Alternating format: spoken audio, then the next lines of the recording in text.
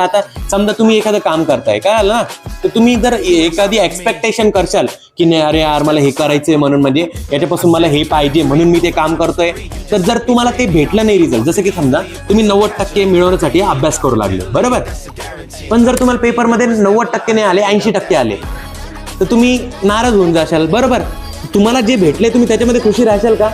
नाही. पण जर तुम्ही नुसतं आपल्याला पेपरमध्ये चांगला परफॉर्म करायचं म्हणजे तुम्ही गोलला शिफ्ट केलं, तुमच्या गोलला 90% आणलं तुम्ही कामाकडं, चांगलं परफॉर्मन्सकडं, तर जर तुम्ही अक्षराकडं वरून नाही का अक्षरा नाही आली आज, पण जर तुम्ही तुमच्या गुड हँडरायटिंगकडं, तुमच्या प्रेझेंटेशनकडं, तुमच्या पाठांतराकडं क्वालिटी वाढवली आणि तुम्हाला ते 80 मार्क आले परत, तर ते 80 मध्ये तरी तुम्ही खुश राहाल ना की अरे मी माझा परफॉर्मन्स वाढवलेला आहे. कारण की तुम्हाला माहिती की तुम्ही पुढच्या याच्यामध्ये अजून चांगलं परफॉर्म करशाल.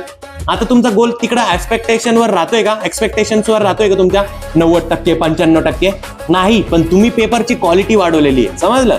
आणि क्वालिटी कधी कमी होणार आहे का तुमची? तिथे तुमच्या डोक्यात फिट आहे. मार्क कमी जास्त होऊ शकतं पण क्वालिटी कमी जास्त नाही होणार, समजलं.